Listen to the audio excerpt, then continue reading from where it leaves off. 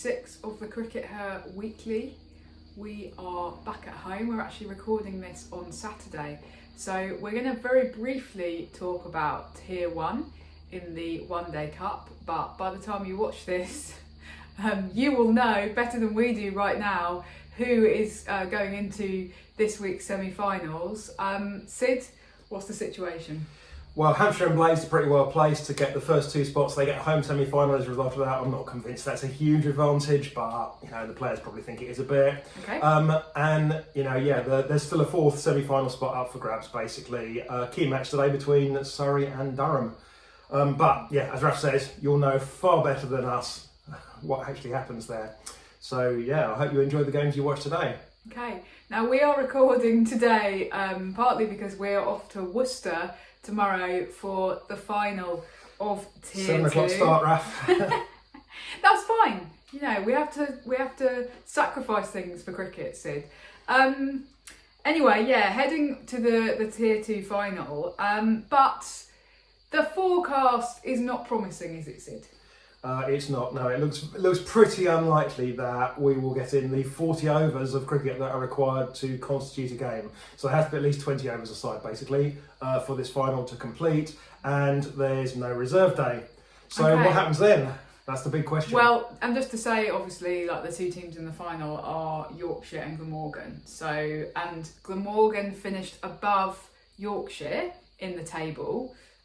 In the group stages. Does that come into play at all, Sid? Well, it might do. The really interesting thing is it's so very cricket that if you want to find out what happens if it rains, then you have to kind of find the playing conditions, which is this huge long document, and then it's not all written in one place. No. It's written in 3 different places. So I actually posted about this on Blue Sky, and actually a couple of people came back and corrected me and were like, hang on, I don't think you're right about that. And that's the great thing about something like Blue Sky. If you get something wrong, then people will correct you.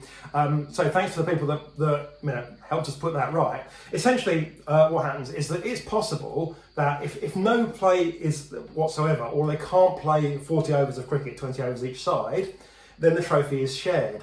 Right. However, if they get a game in and the game is tied, but then they can't play a super over because, say, it's too dark. Don't forget, there's no lights at Worcester because they can't have lights because it floods all the time. Then that's ironic because they're called floodlights. Anyway, carry on then as you were. The trophy goes to the higher placed team in the league stages. Yeah. Now this strikes me as all the wrong way around, right? Like you fight. Potentially you fight 100 overs of cricket, bitterly fought games, really tight, really close. It's tied at the end off the last ball, and then the umpires say it's too dark to play a super over. At that point, you go, well, surely the trophy is shared because they fought really hard on the day. And they're roughly evenly matched. But no, at that point, Glamorgan win it by default. Whereas if they can't play at all, at the point where you thought, well, that should go back to the table then if you can't play at all. No, at that point, the trophy is shared. Okay, so it make sense. Most likely outcome we're looking at is that the trophy is shared. Well, yeah. But you can never know with the weather forecast, so hopefully we'll have a nice, successful, happy trip to Worcester tomorrow. But we were at the semi-final last weekend at Radlett, where we recorded last week's episode just ahead of that match between Middlesex and Yorkshire. And despite my willing Middlesex on, with my Middlesex fan hat very firmly back on my head, Yorkshire were successful in the end. Now, it wasn't easy, but they did win by a fair margin in the end, thanks to Stair Callis, Sid. Yeah, I mean, at the end of the day, Yorkshire's professionalism really showed. I think that, there were huge differences in the standards of, fielding, and it's also partly about the differences in kind of when you get a little bit further down the order. So, Middlesex basically, with the honourable exception of Gaia Goal, Middlesex basically collapsed into a heap in their lower order, and their lower order gave them nothing after Gaia. Whereas Yorkshire have a more solid late middle order, which ultimately proved important. And Stair Callis was a big deal. Stair Callis basically, she was able to take a huge amount of time because they weren't chasing a very big total. So Stair Callis came in and she spent basically 15 overs going up 1 or 2 and over. Defend, play it to a fielder in the ring, defend. And she had the luxury of doing that. She'd been chasing a bit a bigger total, she'd have had to get a bit of a shifty on, and things might well have been different. But she had so much time, and then she really accelerated towards the end, and then upped her strike rate to like 200 for the last little bit, and Middlesex were crushed. For me, the thing that really stood out was the fact that Yorkshire's fielding was so much better than Middlesex's. Middlesex actually dropped there really early on in her innings. I think she was on about 13 from memory, and so if they'd held that catch, then who knows what could have happened. The other thing was obviously Beth Langston's opening spell, because she's so easy to forget about Beth Langston, and she has been plagued by injury, unfortunately. But my goodness, she was bowling quickly, wasn't she? Yeah, she was really dangerous. They actually bowled her 10 overs straight because she was looking so dangerous. I mean, she got a lot less dangerous, as you'd actually expect. She got a lot less dangerous towards the end of that 10 over straight spell.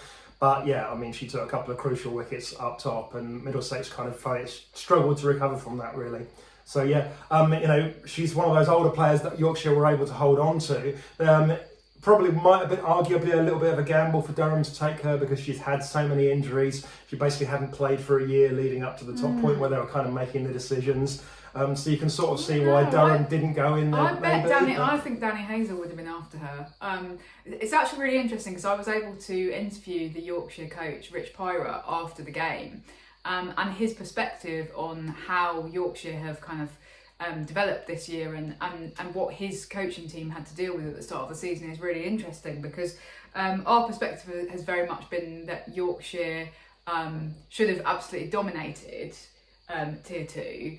But he basically said, well, we were just throwing a load of players who hadn't really played very much together before, a lot of them very young.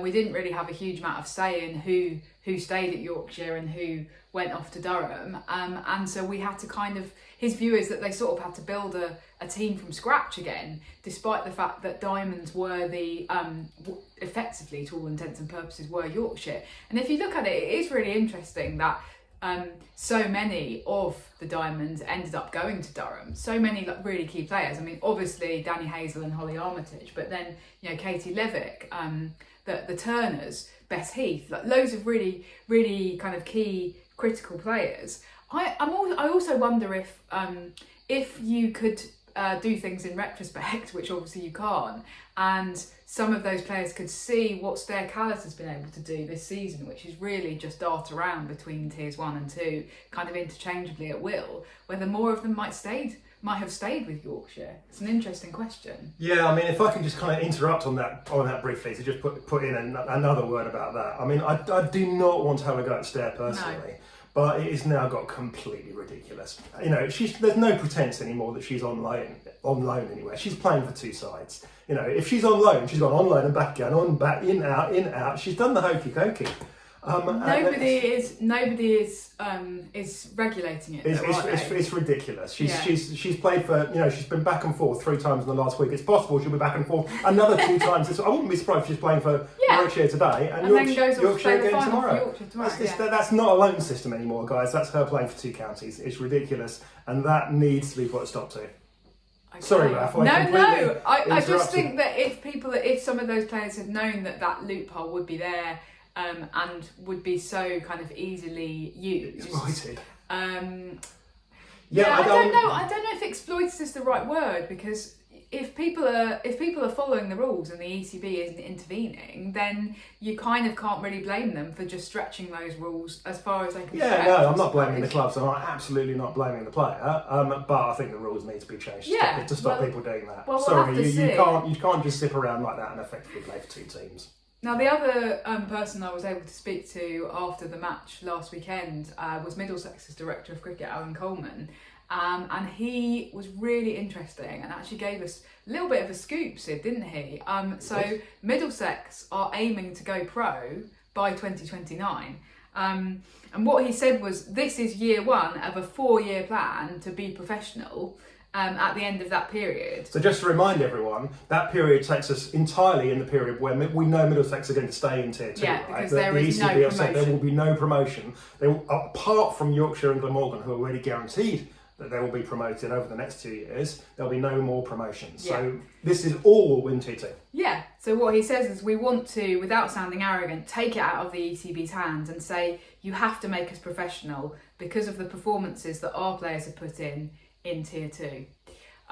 So that's that is basically saying, like, it's a fait accompli. We want to make it a fait accompli that in 2029, when the ECB are looking around going, well, shall we add another team into Tier 1? Well, that team has basically won everything in the last, it won't be 4 years, it will be 3 years. That team has won everything for the last 3 years. Well, that's really obvious who we're going to promote then. So I've got to say, if I was Kent or Sussex and I was looking at that right now, I'd be very nervous because they're not going to promote more than one other southern county, you'd have to think. Yeah, I'd be very surprised if there was more than one. Yeah, and so Middlesex are going to be very, very well set to do this. Now, we don't know exactly what going pro looks like kind of in the short to medium term.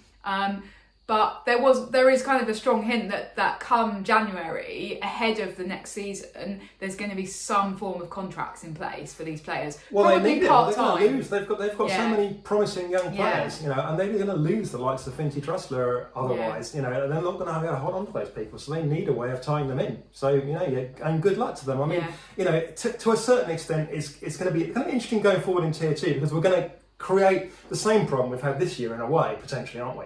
So we're going to go, this year we've had Yorkshire being full-time professionals, and we've had Glamorgan sort of semi-ish professional. Yeah, getting ready for professionalism. Yeah. And, you know, everyone else playing as amateurs. And Middlesex look like an amateur team, a very good amateur team, but they do look like an amateur team still. And so you've got, you know, Yorkshire as the kind of powerhouse. It looks like Middlesex are gunning to be that powerhouse, you know, in 27, 28, 29. Yeah. Does that make a mockery of the rest of Tier 2 if everyone else can't keep up? Is that a problem? I mean, it's not really Middlesex's problem, is it, Raf? It's not Middlesex's problem. I think it's a strategic masterstroke by them, I must say. I wonder if, to some extent, this is where Beth Barrett-Wild at ECB hoped it would go. She wants the men's counties to be falling over themselves to support their women's teams because they're competing, whereas, you know, 4 or 5 years ago they just all didn't want to know because there was nothing at stake. Well, there's something at stake now potentially, and so this is sort of what she would have wanted to happen and what the ECB would have wanted to happen, you would think. On the other hand, it does potentially cause a problem because what if all of those Tier 2 counties then decide that they're going to try and go pro? Do we actually have enough money in women's cricket? Sorry, in cricket, do we have enough money to sustain 18 professional men's teams and 18 professional women's teams? Here's an interesting thing, Raf. It's like, I mean, you ask where's the money coming from to do this, first of all. Well, you know, one way or another, it's coming from the 100 money, right? Middlesex getting 20 million from the 100. Hang on. No, but I just want to say, I asked Alan Coleman that, and he said, no, that is not where the money is coming from. So I want to make that clear. Absolutely. Okay. Of course, that is not where the money is coming from directly. But the fact that these counties are all getting 20 million or so means that they can all be slightly more relaxed about everything. You know, if you've got 20 million sitting there, then you can go, well, okay, we can be a bit more relaxed about things. You know, so while the 20 million doesn't go directly to going, okay, we'll take some of this 20 million and put it to the women's team, it means you've got 20 million there. So, you know, we can be a bit more relaxed about how we share out all this other money that we've got. So the 100 money kind of allows you just to be a bit more relaxed about your purse strings. The other thing that particularly pertains to Middlesex, of course, is that Middlesex are going to have more money than everyone else for doing this because the two things Middlesex don't really have, they don't have a ground, so they don't have to build any infrastructure. Now, them not having a ground is a problem, and it's one that Middlesex know that they want to address. Yeah. And Middlesex have talked about building a stadium. But one thing about this 100 money is that it's nothing like enough. It's a drop in the ocean in terms of the cost of building a stadium. So in terms of building a stadium, the most recent comparable stadium that might be built in London is Brentford built a small football stadium. It cost them £70 million. Yeah. Okay. So that's the order of the kind of money that Middlesex will be looking at to build a new stadium. So the 100 money isn't going to pay for that. It's not. So Middlesex are actually in some ways in quite a strong position that they say, well, what are we going to do with this 100 money? Because Middlesex don't have a lot of debt. They've been pretty careful about that apparently. They've announced in 2023 they don't have any debt. So, Maraf's laughing at that, but I mean, they can't announce these things without... No, it's just that they were in extreme financial difficulties. They've been in extreme financial difficulties, Okay. but they're not in debt. All right. That's not the same Okay. thing, right? So, No comment. I'm going to get thumped for mansplaining after this, aren't I? Carry on, Sid. I will. So they've been in financial difficulties, but they're not in debt. So what are they supposed to do with this 100 money? They can't use it to finance a new stadium because it's not going to pay for it. It's barely going to pay for a wall. I think what we need to make clear is that the ECB have tried to put safeguards on place for how the 100 money is spent. So they have actually said it can be used for a number of things, and a couple of examples are it can be used to service your debt, because a lot of counties are in debt, even if, as you say, Middlesex are not one of them, and it can be used to invest in new infrastructure. So that's why you're talking about those two things. Now, what you're kind of saying is that Middlesex doesn't need to do either of those things, but actually with a bit of creative accountancy, potentially you could channel some of the money you save elsewhere into funding these contracts for the women.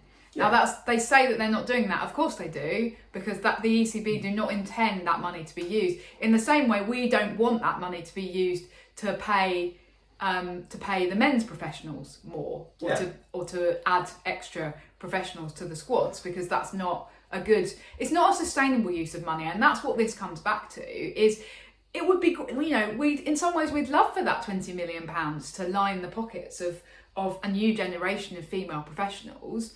But what happens when you run out? Where do the counties go then? And actually what we're looking at is a scenario where we can't really sustain 18 professional men's squads. So how on earth can we now turn around and go, the aim is for there to be, for tiers 1 and 2 to both be professional? Now that gives you the next problem, which is a lot of people now saying, oh, well, let's promote a couple more teams into tier 1. But then you get a really huge tier 1 and a very small tier 2. So do you then relegate teams from tier 1? But then you've got a problem where you don't have continuity of professionalism if you're going to keep tier 2 as not professional. If anyone ever gets relegated from tier 1, I will eat my Tilly hat live on the CRICKETher weekly. Right, well, I'm clipping that. It's just it's not going to happen. When we publish this episode, I'm clipping that. The turkeys are not going to vote for Christmas, right? Okay. So no one's ever going to get relegated from tier 1. But you're right. And if we end up with 12 teams in tier 1, what does tier 2 then look like? Does it just have 6 teams? One of the reasons Middlesex might be doing this is definitely pure speculation. One of the reasons Middlesex might be doing this, of course, is that if you have a women's team in tier 1, it makes it much harder for the ECB in potentially 8-10 years time, when the ECB are actually finally get round to trying to shut down some of the men's professional counties. Because again, it's no secret that an awful lot of people in the ECB would think it quite useful if there were sort of 6 less men's professional counties. Yeah, which is another reason, by the way, that Middlesex are doing this. Yeah, if you've got a top tier women's team, it makes it much harder for the BBC to target you as one of the counties. ECB, you said the BBC. What have they got to do with it? It makes it much harder for the ECB to target you as one of the ones they're going to close down. Anyways. I think our conclusion is it's complicated. It feels like really good news for the Middlesex players, but the bigger picture is complicated. Yeah, there's a lot of stuff for people to think about how this, it's kind of intersects with everything else that's going on. And the ECB needs to be thinking about it as well. And anyway. Our season is nearly over, Sid. But we are already. Over. Oh, you don't have to be sad for another week, Sid. You can do your sadness in next week's episode. Our season's nearly over, but we're already getting announcements about what next season is going to look like. Specifically this week, the ECB have announced when the women's and men's finals days are going to be for the Vitality Blast. They're going to be on the 16th and 17th of July, Sid. Now, we read this yesterday and we were like, 16th and 17th of July, okay, I assume that's a Saturday and Sunday, and, fine, jolly good, fantastic. Just as a little aside, the ECB have announced that when their Blast Finals Day is going to be next summer, the BCCI still haven't announced, apart from some very vague windows, when the WPL is going to be played, even though that's supposed to be taking place in January. So, yeah, I mean, to be fair, they've only just got around to sorting out the World Cup, so give them they're a very chance. busy Give sorting them a out the World chance, Cup, Sid. yes. Anyway, so I suppose that's a plus point from this whole announcement because we know what date it's going to be.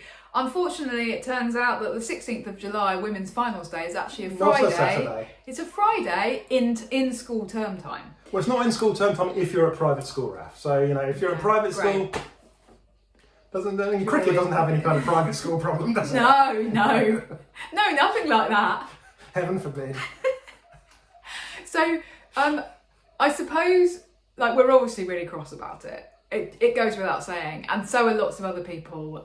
There have been some very rude words said on Blue Sky about this, quite understandably. I just wanted to kind of start our conversation about this, Sid, with maybe giving some reasons as to why this is the case. So the weekend before that is the first ever women's test match at Lord's, England v India. So I can see why you'd not want to clash with that. Yeah. The weekend after that is the start of state school summer holiday, and so it's the start of the 100. Okay, so, and unlike in 2022, the Commonwealth Games, if you remember, that clashed with the start of the women's 100, so they put the women's 100 back by a week, and they started the men's one without us. So that would have been an option this year or next year, except new owners. Yeah, I mean, the ECB don't control the 100 Nope. anymore. They've lost control of that window. So essentially, what we're talking about here... That's the key phrase. They've lost control of that window. The window, basically, that ended up being like having 2 weekends in it. One of them was the women's test, and the other one was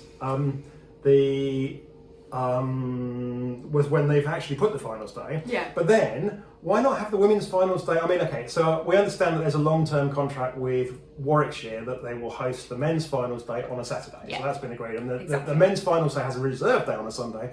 I don't think there should be a big deal with the reserve day, really, because it's like, if you're going to have a reserve day, obviously you're hoping you won't use it. I wouldn't have had a problem with the women's finals clashing with the men's reserve day. I accept Yeah, that. but you know who would have had a problem with that? Sky. This is what this all comes down to, because from my perspective, in my head, does it really matter if you have them even on the same day? Nobody's going to go to both. Nobody is going to spend 8 hours at the Oval on Friday for it to finish at 10 p.m. to then you wouldn't be able to do it by public transport. You'd have to then drive from the Oval to Edgbaston for an early start the next morning to then watch 8 hours more cricket back to back.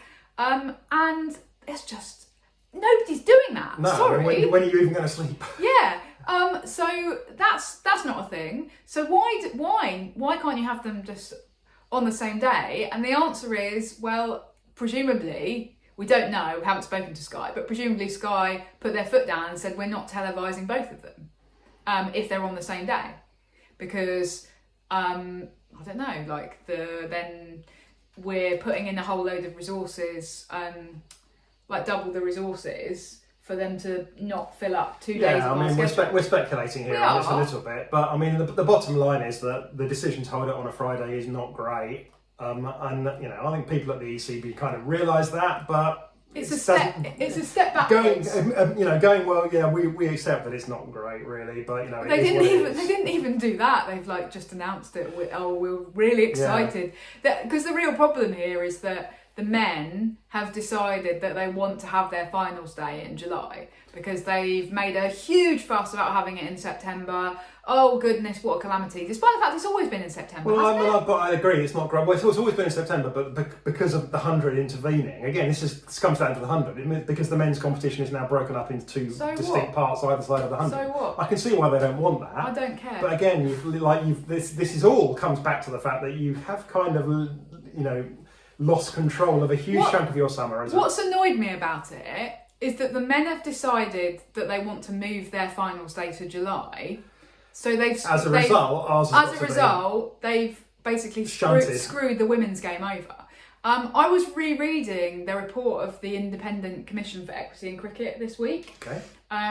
And what the ICC commissioners said was the women's game is seen as an add-on to the men's game. And all of the decisions are made based on the men having priority, and then we make a decision about the women's game. And we're now 2 years on from that report, and nothing has changed, because that is how this decision has been made. Yeah. Yeah, it's not great. Yeah, we're cross. Anyway, finally this week, Sid, let me tell you about something else that's made me cross. It feels like we just spend our entire lives in a permanent state of leaping from one moment of crossness to another. Anyway, the ICC put out a press release ahead of the World Cup this week, proclaiming that this World Cup in 2025 is the first time in tournament history that a Women's Cricket World Cup will be officiated entirely by women. And I quote, "A feat made possible by the ICC's work across many years to support, elevate and empower women in cricket." So basically they're really up themselves and they're going, everything's amazing because for the first time we've got a tournament where all the umpires and officials are going to be women, okay?